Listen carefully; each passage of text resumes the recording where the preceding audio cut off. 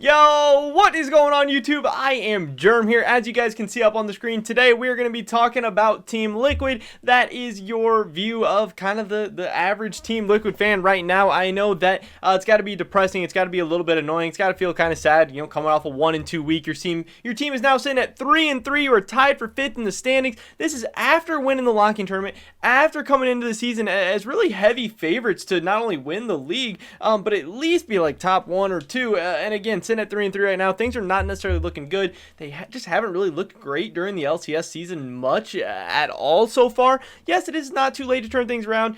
Yes, there is plenty of season left, but you know, this is not how most fans of Team Liquid would want or expect the season start, but really just people who watch the LCS in general are just a little bit surprised about TL's overall level of play to start the season. In this video today, we're going to be talking all things Team Liquid and giving my thoughts and opinions on the situation, whether they're doomed, whether they're going to be right, whether they're going to turn around, all of that good stuff. But before we get into that, I just wanted to mention a word from today's sponsor, which is Draft Buff. This is a fantasy League of Legends esports website and app where you can play right now in the browser. You can also download it in the App Store and on Google Play, and they have a game mode going on right now called Draft Royale, where you get a certain amount of money, a certain budget that you have to stay under, and you can mix and match different players, rosters, lineups to stay under the budget when every player is worth a different amount of money, but then also to maximize your points to the best of your abilities. Here's my roster from week 2, where I finished 41st out of 107. It wasn't the best. I had Santorin, I had Jensen.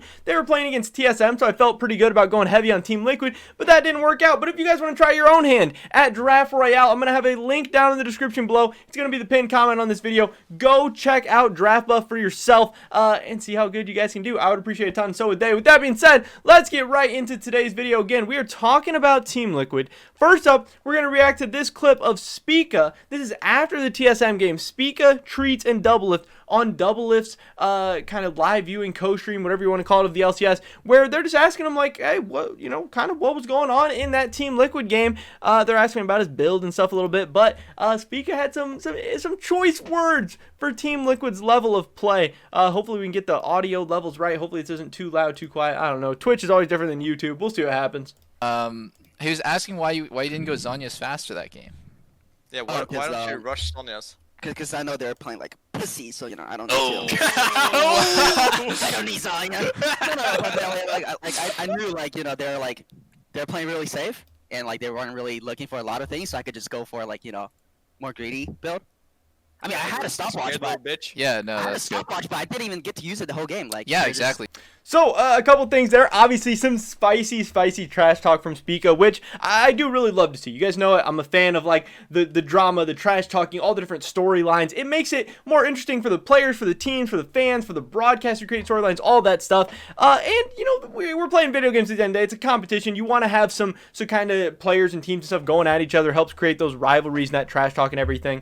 It just makes it more fun for everybody involved. Obviously, like he's saying, Team Liquid was playing really slow. They weren't really doing anything.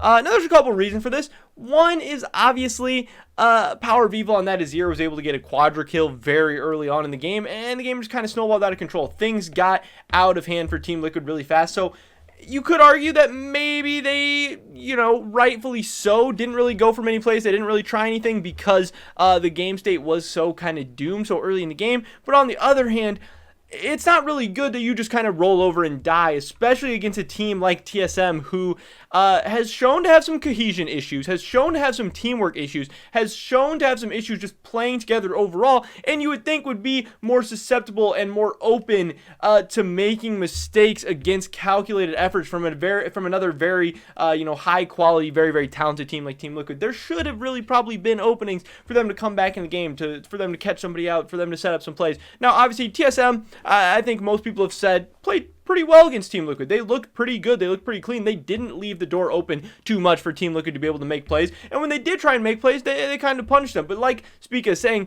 he felt very comfortable in this game. He had a stopwatch. He was able to sit on it the whole game. He never even had to upgrade his Zhonya's or anything because Team Liquid didn't really look to make much happen. They never really put too much pressure on him. They never made him feel uncomfortable. They never made him feel panicked, anything like that. And that's not good because, again, Coming into this game, TSM was looking really bad. Team Liquid wasn't necessarily looking amazing, but they were still looking like, you know, they should be able to run over at least this iteration of TSM playing how they currently were. And TL and their coaches and Jat and their team and all is talking about how they want to, it's kind of cliche at this point, but play that LPL style. They want to play crazier, they want to play faster, they want to play more aggressive. If they're losing, if they're making mistakes, they want it to be aggressive mistakes because they can always dial it back, they can always reel it in. Historically, the problem for Team Liquid has been too slow of play, too methodical of play. It doesn't work internationally. They're always 1-2 games short of making it out of groups, of making doing well at MSI, all this stuff.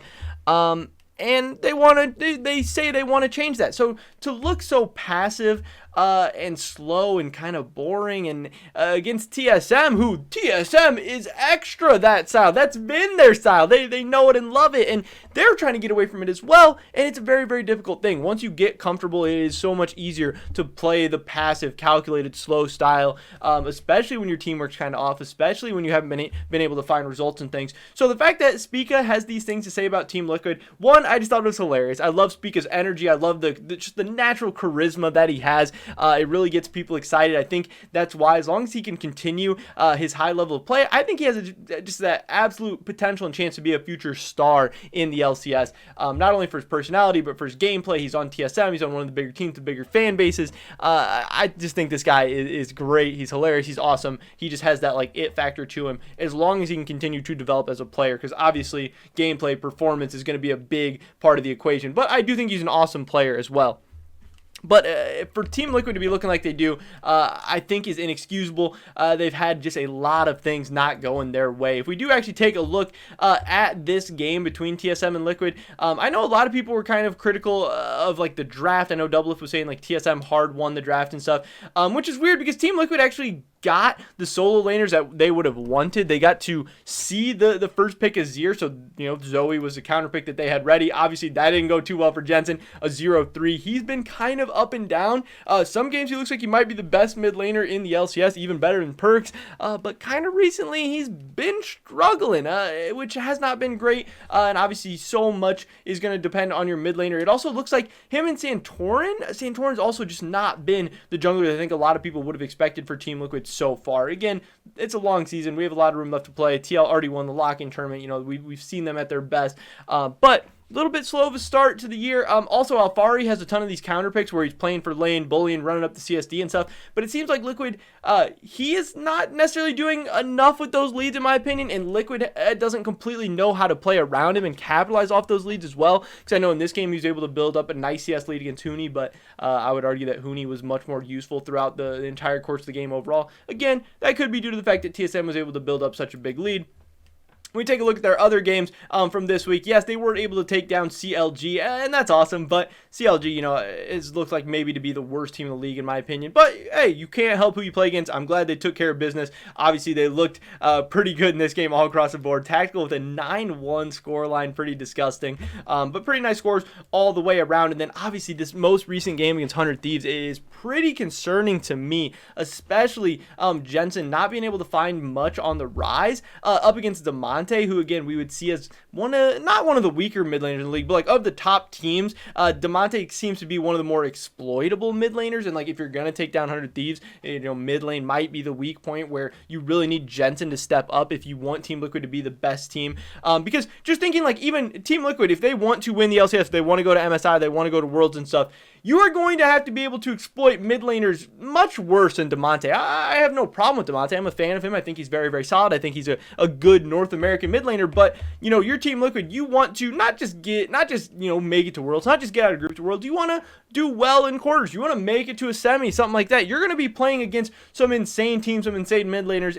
And yes, this is just a best of one in NA. But Team Liquid has definitely shown some issues. I think Jensen definitely needs to step up the amount of money they're paying him.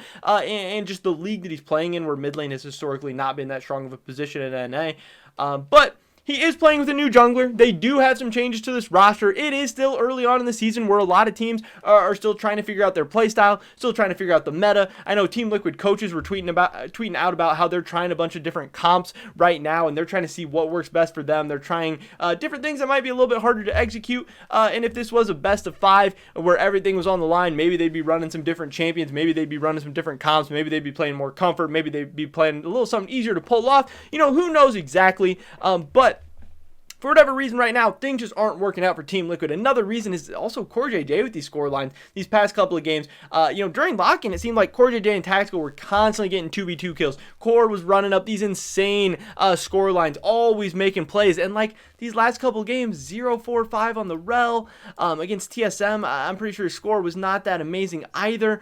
0-3-2 on the Nautilus, only having 2 kill participation in that game.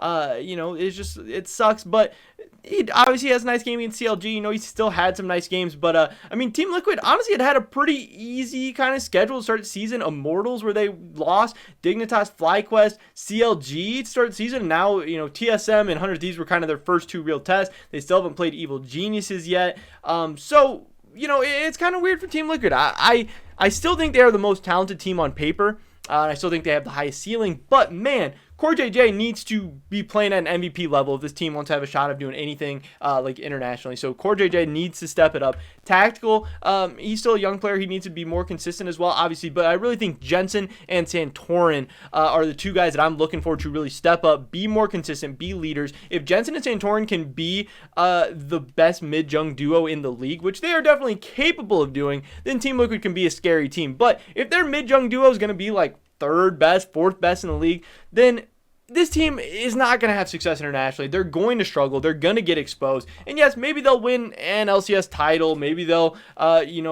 be pretty competitive and stuff. But for the amount of money that this team has spent, for the things that they want to do, for the things they want to accomplish, and for the talent that this team has on paper, again, I think last year's Team Liquid team, they went 3-3 in groups at Worlds, and were 1 game of making it out. Obviously, 4-2 will get you out in most cases. This team upgraded in the top lane, on paper, and upgraded in the jungle on paper. This team should be doing better. They should have higher aspirations. They should be having a sick regular season. They are so talented. They should not be dropping games to Immortals. They should not be dropping games to TSM, who was playing how they were coming into that game. So I really think this Team Liquid, the players, the fans, the coaching staff, all need to demand and expect more from this team, and hope that things will be able to turn around. But again, it's spring split. In the end, it won't really matter that much. Yeah, I know people say spring split matters this year since your scores add up over the whole course of the season, but honestly, it really still does not matter that much, and they're probably going to be okay. But it's just a little annoying to see a team so talented kind of struggling as much as they are right now.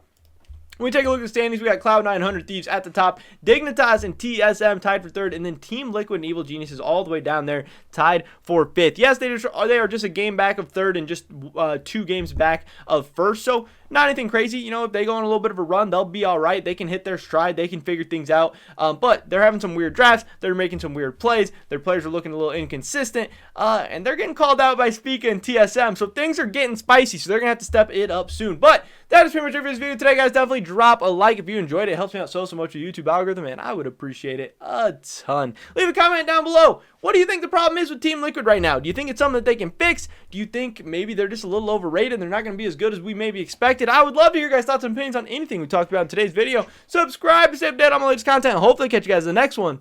But until then, peace!